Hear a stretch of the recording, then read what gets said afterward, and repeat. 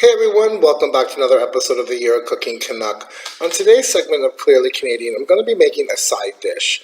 I don't normally do a lot of side dishes, but this one is really good, and I think it'll blow you away. What I'm going to be making today is a beetroot, walnut, and blue cheese side dish. It's incredible. If you're not a fan of beets, you will be. If you're not a fan of blue cheese, you can substitute it for goat's cheese or feta, actually. Why I'm choosing this, Canada is a big supplier of sugar beets or beetroot. As a matter of fact, during the war, sugar was rationed, and most of the sugar came from Canada's sugar beets. Walnut. As a kid, I remember my dad taking us to this massive, really old walnut tree, and I love walnuts, and they do grow in Canada, and one of my favorite ice creams is maple walnut, so walnuts. And blue cheese, Canada actually does so many lovely blue cheeses out there, especially in the Quebec region. So guys, let's go in my kitchen. It's a really quick one, and this is an amazing side dish. Let's get to it.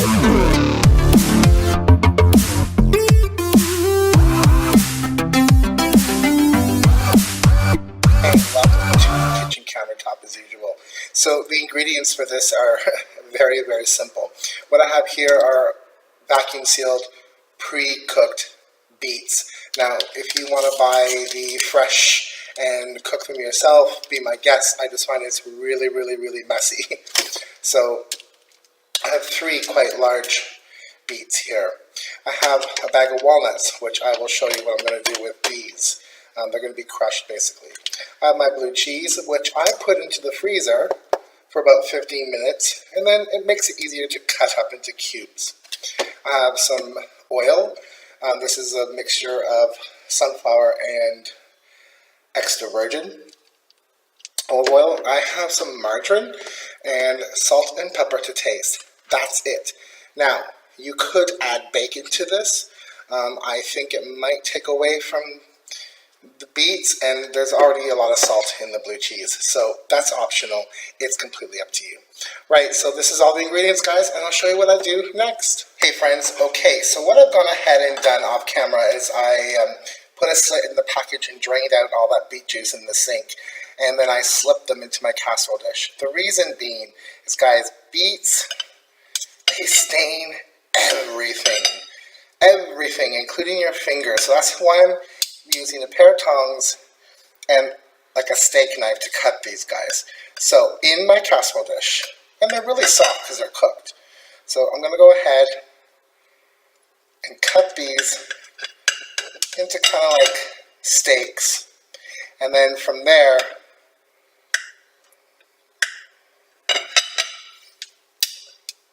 I'm actually right-handed, so let me switch.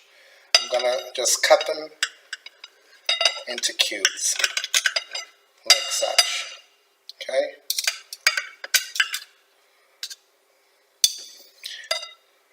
Now, if you have gloves, go ahead and use your gloves if you have them. I just don't want to get stained everywhere. So again, I cut the beet. They smell really good. And again, into cubes. Try and get them uniform size if you can.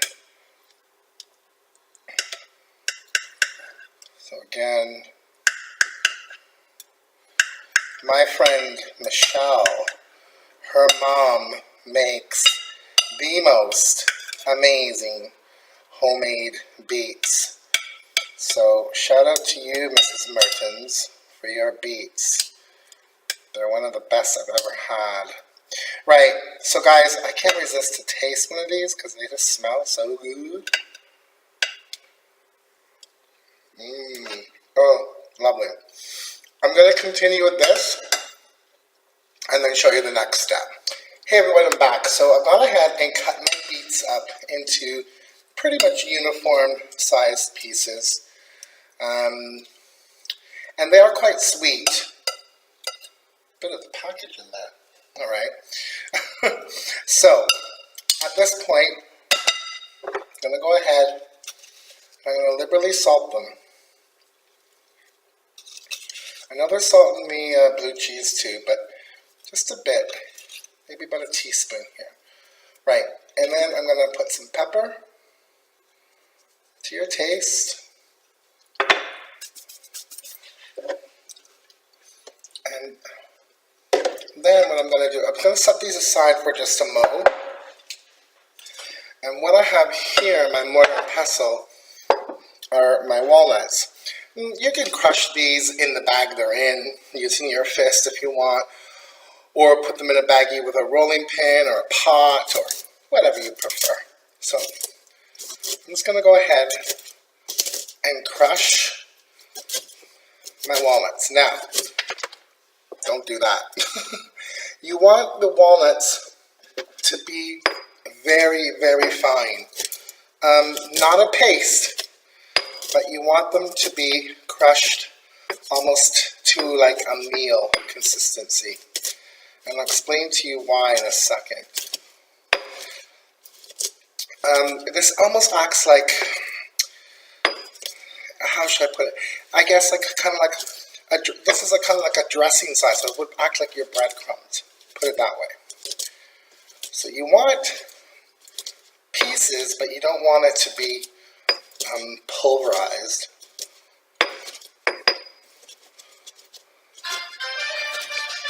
I'll be right back. That's my phone.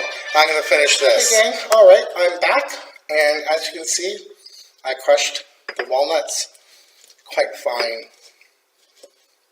Now you don't want to keep going, as I said, otherwise the oil will come out of them, and they won't be the texture that you're looking for. So these are done, to which I'm going to add just a drizzle of the oil, or olive oil if you're using. Keep these moist. That's all you need. As you can see, they kind of stick together, but you keep them moist. And you get your beets, and start adding your walnuts.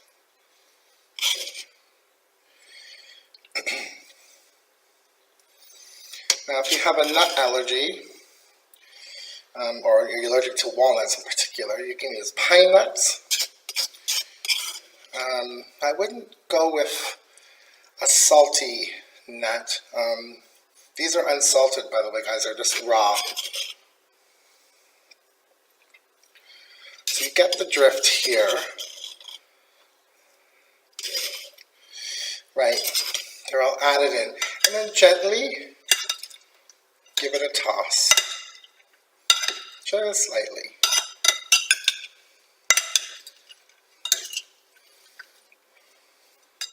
Now the blue cheese is going to be added in closer to the end of cooking. So you don't add it in now. That's it. So now what you can do, because this is going to go into the oven, is you can dab this with your margarine or butter if you're using butter. I'm using the light, I can't believe it's not version, because I want to keep it a little bit lower fat. I'm having this with chicken tonight, and I'm going to do some baked or roasted, I should say, cauliflower and broccoli with just a little bit of curry hint to them. So you can dab all this on. Now it's ready pretty much for the oven.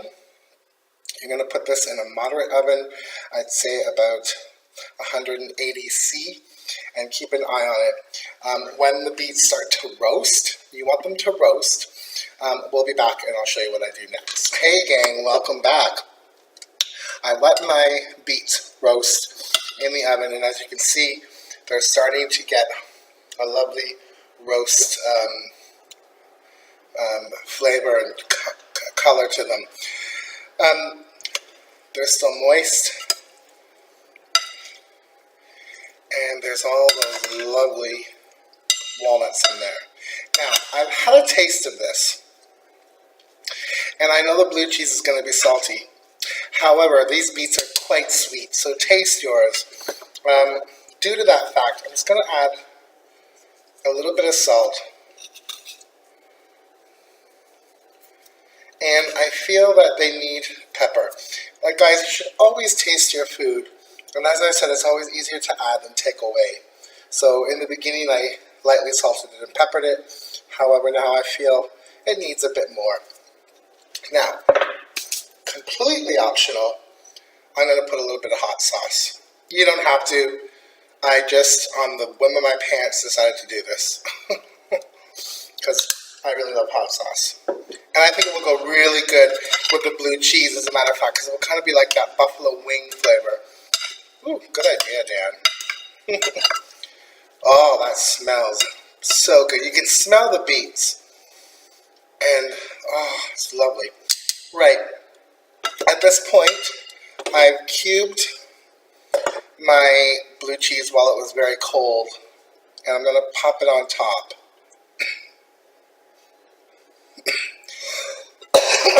Pardon me.